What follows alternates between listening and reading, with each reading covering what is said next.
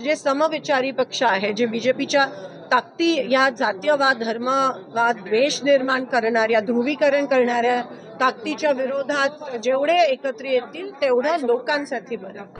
आणि तुम्हाला दिसेलच येणाऱ्या दिवसात की जे बीजेपीच्या विरोधात जी ताकद आहे, लोकांमधून तुम्हाला क्रांती होताना दिसेल. निवडणुका येत आहेत, तर आता तुमची ही समिती झाली, त्यामध्ये तुम्ही काय काय ही पार्लमेंटरी समिती आहे आमची, आणि या समितीचा एकंदरीत प्रत्येक जिल्ह्याचा जिथे जिथे महानगरपालिका निवडणूक आहे शहराचा आढावा घेण्याची ही बैठक आजची होती.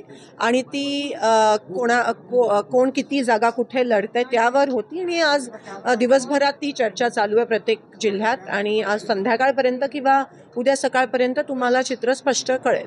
काल दोन्ही पण ठाकरे बंधू एकत्र आले आणि त्यांनी त्यांचा तो निर्णय होता, आणि त्याचा परिणाम कसा होईल आपल्याला येणाऱ्या मुंबईचा महापौर मराठीच असला पहिला अशा पद्धतीने ठाकरे बंधूंनी आवाज त्यांना प्रश्न विचारा.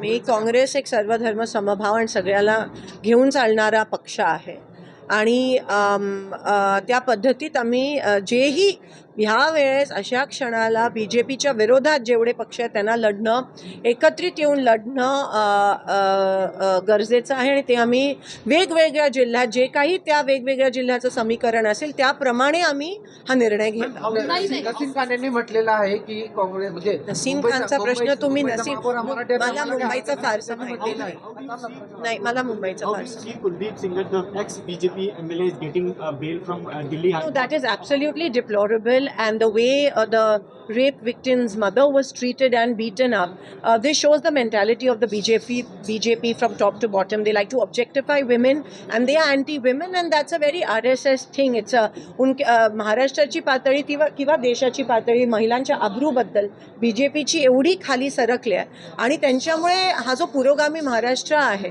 आज बीजेपीमुळे आज हा रिग्रेसिव्ह होत चाललाय का असा प्रश्न आमच्या मनात. काँग्रेस सोबत रासप आलेला आहे. कांग्रेस सोबत रासप राहुल गांधी से मुलाकात हुई है, उस जो पीड़ित है उसकी राहुल गांधी से मुलाकात हुई है. राहुल गांधी ने आश्वासन भी काँग्रेस सोबत आता रासप आलेला आहे.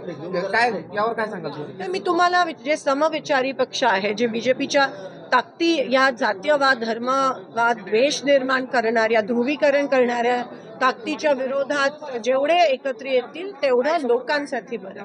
प्रणितीताई, ज्याप्रमाणे महानगरपालिका, नगरपरिषद आणि नगरपंचायतीच्या निवडणुकीचे निकाल, तुम्हाला काय वाटतं महाविकास आघाडीचं ज्याप्रमाणे तुमचा तो वाढता कल आहे महाविकास आघाडीचा. काही जिल्ह्यात तर बीजेपी तोंडावर पडल्या, साम दाम दंड सगळं वापरून सुद्धा त्यांना काँग्रेसची लोक वापरत असतील तरी त्यांच्यासाठी अतिशय लाजिरवाणी गोष्ट आहे.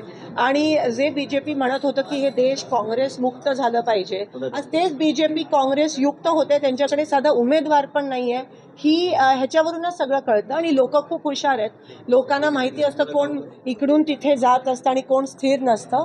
आणि तुम्हाला दिसेलच येणाऱ्या दिवसात की जे बीजेपीच्या विरोधात जी ताकद आहे, लोकांमधून तुम्हाला क्रांती होताना दिसेल, आणि नक्कीच यश हा सेक्युलर पक्ष.